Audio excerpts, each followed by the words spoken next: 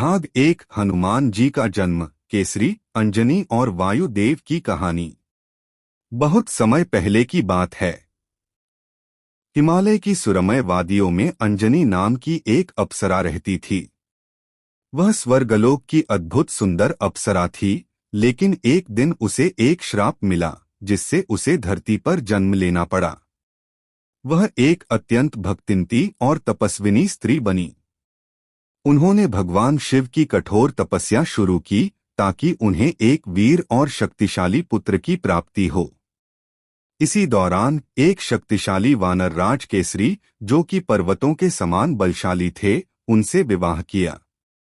केसरी एक पराक्रमी और धर्मपरायण राजा थे, जो अपने पराक्रम के लिए प्रसिद्ध थे।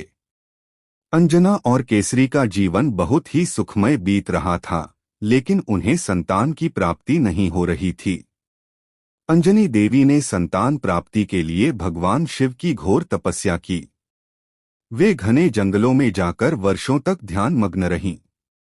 वे केवल फल फूल खाकर अपने दिन बिताती थीं और हर समय भगवान शिव का ध्यान करती थीं।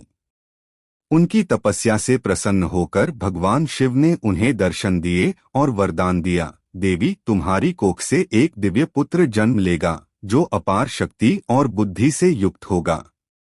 वह अमर होगा और उसका नाम युगों युगों तक लिया जाएगा। यह सुनकर अंजनी अत्यंत प्रसन्न हुई और अपने पुत्र के जन्म की प्रतीक्षा करने लगीं।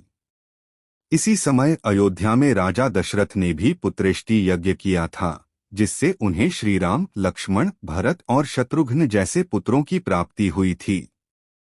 जब यज्ञ के दौरान अग्निदेव ने राजा दशरथ को खीर का पात्र दिया, तो उसी समय एक चमत्कार हुआ। वायुदेव के आशीर्वाद से वह दिव्य खीर का एक अंश अंजनी के हाथों में आ गया।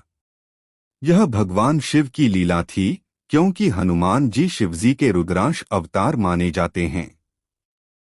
अंजनी ने उस दिव्य प्रसाद को ग्रहण किया और कुछ समय बाद उनके गर्भ से एक अद्भुत तेजस्वी बालक का जन्म हुआ। जब यह दिव्य शिशु जन्मा, तो पूरा वातावरण दिव्य प्रकाश से जगमगा उठा। देवताओं ने आकाश से पुष्पवर्षा की और चारों दिशाओं में मंगल ध्वनि गूंज उठी। यह कोई साधारण बालक नहीं था, यह स्वयं भगवान शिव का अंश था, जो वानर रूप में पृथ्वी पर अवतरित हुआ था। हनुमान जी के जन्म के समय ही उनकी अद्भुत शक्तियां प्रकट होने लगीं। वे बाल्यकाल में ही इतने तेजस्वी और शक्तिशाली थे कि उनकी चमक सूर्य के समान प्रतीत होती थी।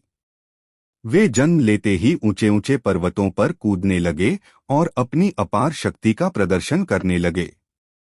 जब माता अंजनी और पिता केसरी ने अपने पुत्र को देखा, तो वे अत्यंत प्रसन्न हुए। उन्होंने बालक का नाम हनुमान रखा, जिसका अर्थ होता है जिसकी ठोड़ी हनु विकृत हो। यह नाम उन्हें आगे चलकर एक विशेष घटना के कारण मिला, लेकिन वह हम अगले भाग में जानेंगे। हनुमान जी का जन्म दिव्य शक्तियों के साथ हुआ था। उनका तेजस्वी स्वरूप और अलौकिक बल देखकर देवता भी आश्चर्यचकित थे। लेकिन उनका बचपन और भी रोमांचक था। हनुमान जी ने बचपन में ही अपनी शक्ति का ऐसा प्रदर्शन किया, जिसने देवताओं को भी चकित कर दिया।